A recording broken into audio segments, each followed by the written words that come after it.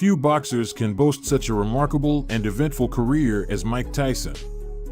He holds world records such as the youngest heavyweight world champion, the highest paid heavyweight world champion in history, and the holder of the most rapid knockouts in his illustrious career. Iron Mike experienced meteoric rises and crushing falls, doping scandals, and imprisonment. Mike's reputation and the charm of his name were so intimidating that many of his opponents would become intimidated even before stepping into the ring. However, there were those who tangled with Tyson and played with his mind, provoking him before the fight and attempting to affect him psychologically. On October 9, 1985, Mike Tyson entered the ring to face the inexperienced boxer Donnie, who showed no respect before the fight and did everything possible to disturb him. Even the most fervent supporters understood that the odds of winning were as likely as a snowman not melting in the Sahara Desert. Nevertheless, the boxer persisted in creating a problem for himself, imagining how he would deal with Mike in the center of the ring.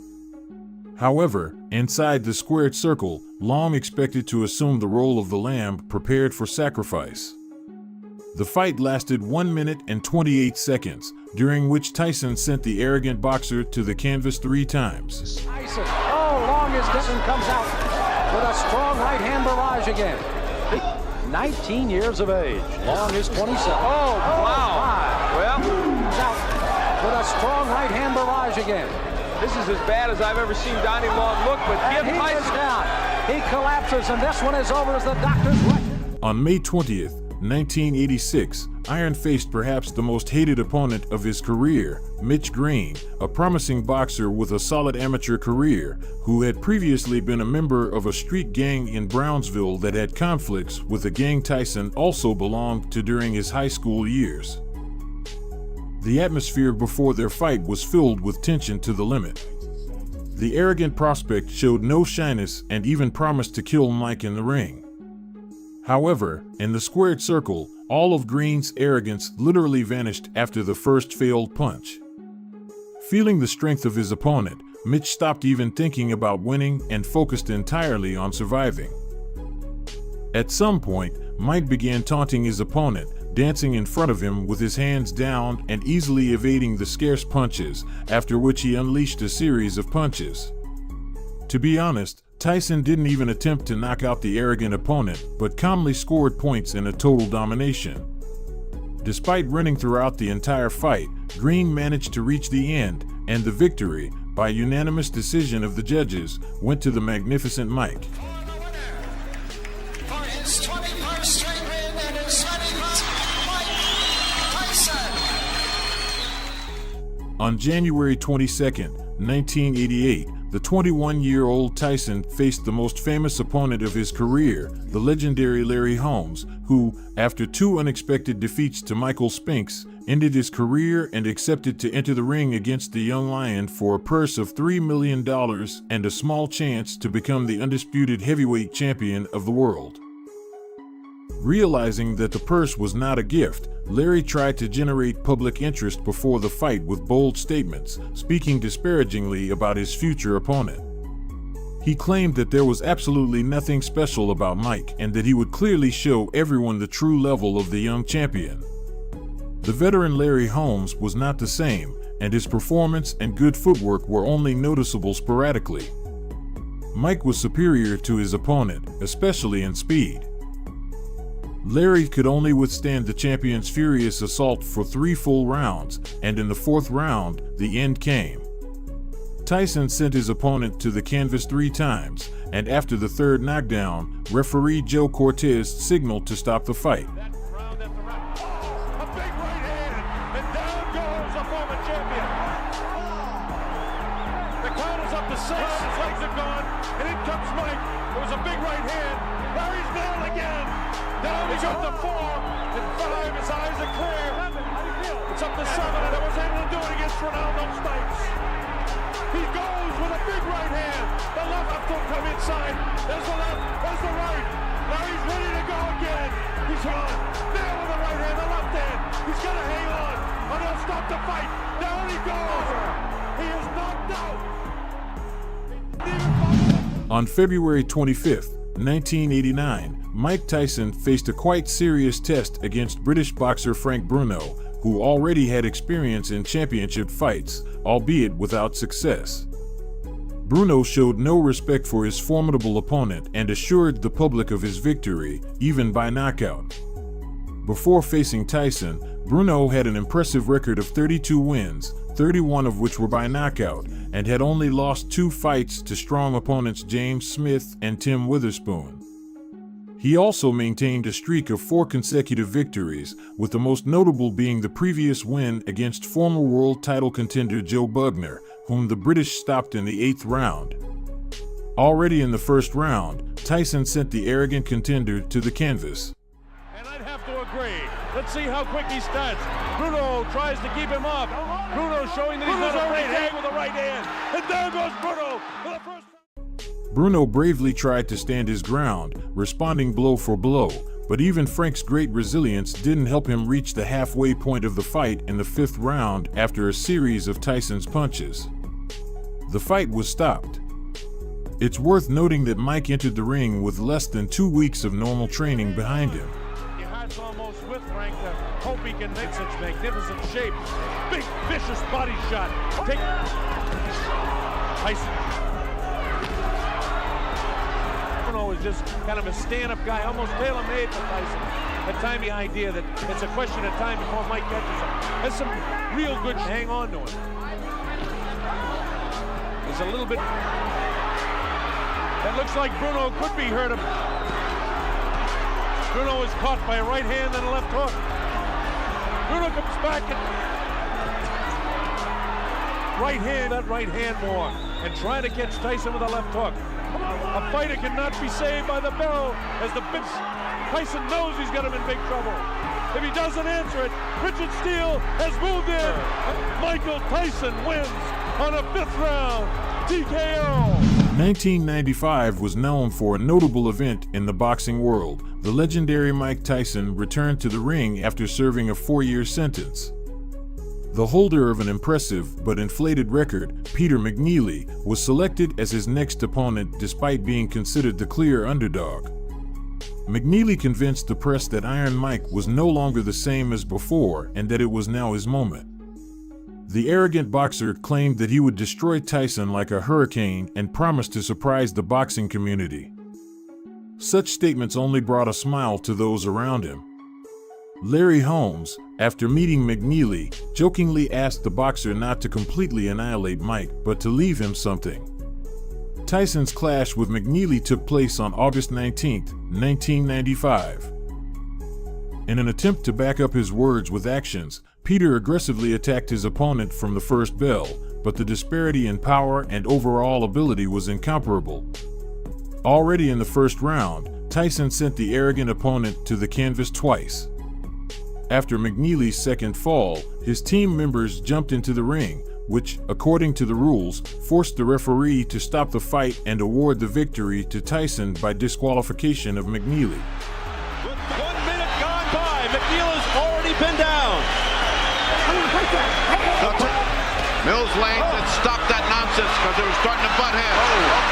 Tyson with a left hook, a right uppercut, down goes McNeely.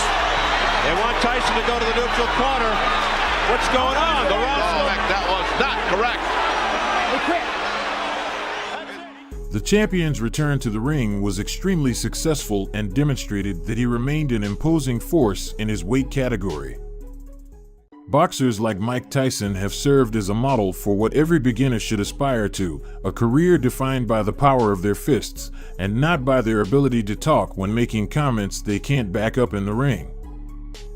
Brian Nielsen's career was almost flawless until he stepped into the ring against an Iron Mike who, at the age of 40, still had a lot to offer in the world of boxing. In today's video, we bring you the downfall of one of the biggest figures in Danish boxing, facing off against the American legend that very few could overcome. Brian Nielsen won the bronze medal at the 1992 Olympics in Barcelona before starting his professional career in September of the same year at the age of 27. As he progressed in his professional career, Brian managed to defeat greats like Ross Purity, James Smith, Tony Tubbs, Tim Witherspoon, and even the legendary Larry Holmes, where it's important to note that Holmes was already 47 years old at the time of the fight.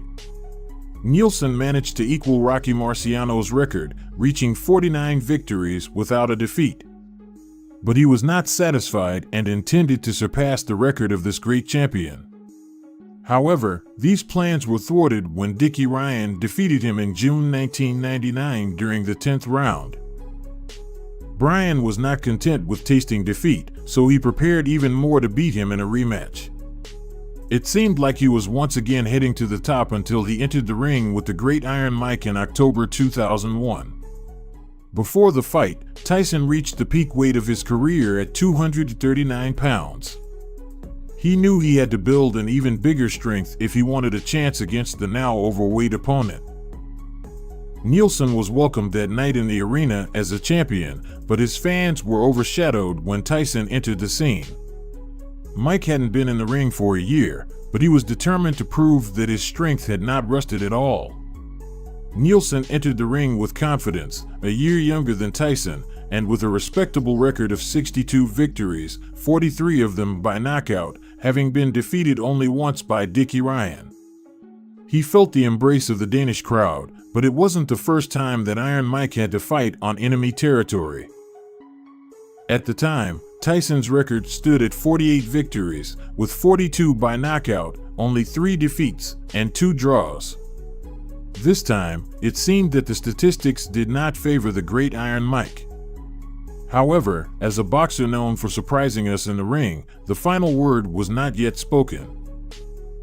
When the opening bell rang, Tyson wasted no time in coming out of his corner with the aggression that characterized him. In less than 10 seconds of the first round, he had Nielsen against the ropes. Mike has no let up in him. He's just unloading everything, all body right now. Trying to defend himself from his powerful punches. It wasn't the first time Tyson had faced a physically larger opponent, and he knew that if he wanted a real chance to win, he had to target the body to wear down his opponent's strength and later unleash his arsenal for the coveted knockout. Nielsen showed that he wouldn't be an easy opponent to beat during the second round, as he stood firm despite Tyson's advances, seizing every opportunity to counterattack. A serious exchange of blows was about to begin when the episode was closed by the sound of the bell, and everyone in the arena eagerly awaited the third round. Nielsen said if it can last 3 to the head by Tyson. But Nielsen's still standing.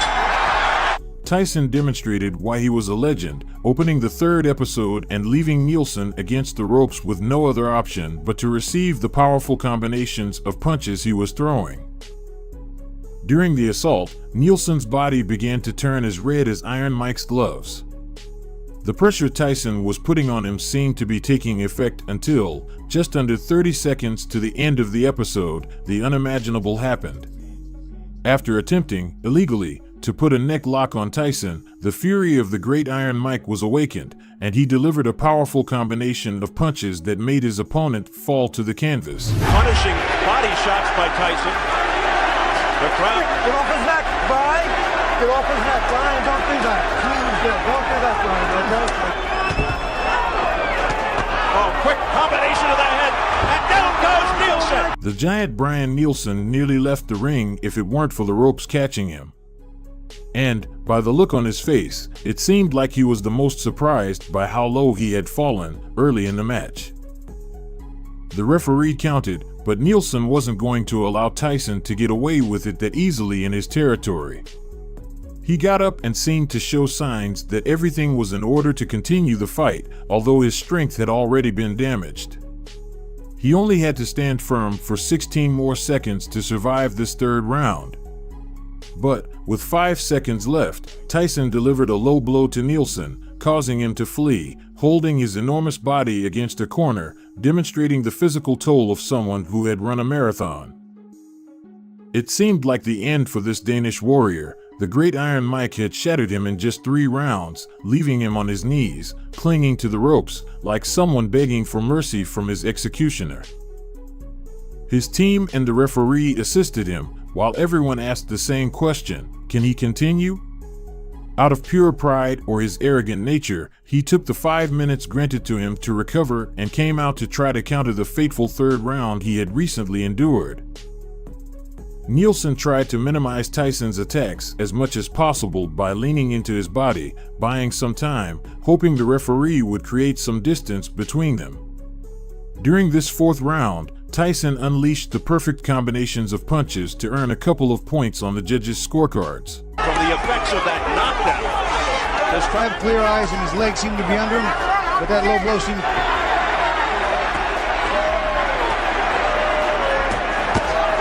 Heavy. Yeah, but right now he's doing it on Nielsen. Unfortunately for the... By the fifth round, the ring had become the cage of a beast. The Great Iron Mike was playing with his prey like a predator, inflicting damage with his punches, but keeping his opponent on his feet for the spectacle. At this point, it seemed like Brian Nielsen had no chance of recovering from a severe defeat. Over the left eye of Nielsen, who's getting hammered. Big uppercuts by Mike. Double. During the break, Tyson returned to his corner to sit and wait for his next victim to be treated before continuing the fight. Having barely been touched by his opponent's weak punches, he truly had no injuries or apparent damage that needed to be treated. For his part, Brian Nielsen took the break to reflect and acknowledge that Mike Tyson was an opponent he couldn't defeat. Before taking many more unnecessary punches and to protect his physical integrity, he decided to surrender. While it can be seen as a bittersweet victory for the Great Iron Mike, as he didn't leave Nielsen lying on the canvas, it was a great demonstration of why Mike Tyson was a living legend of boxing. Someone not everyone had the physical condition and sports intelligence to face in the ring. Mike and his team celebrated conquering enemy territory, while everyone wanted a few seconds to interview a fighter who, in his mid-30s, had completed a 5-round fight looking as fresh as someone who had just woken up from a 9-hour sleep. Nielsen was not only known for being an arrogant boxer, but also for making controversial decisions in the ring, as we saw when he took Tyson by the neck in a couple of instances, which could have been considered a foul if he had applied a bit more force. Nothing angered the Great Iron Mike more than injustices and lack of humility.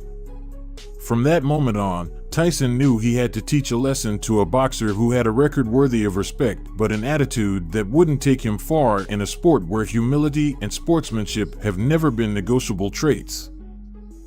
This is where the story ends, but we have many more stories to accompany you throughout your day, bringing you great emotions and tales with happy endings from a sport that can bring out the best and worst in its participants.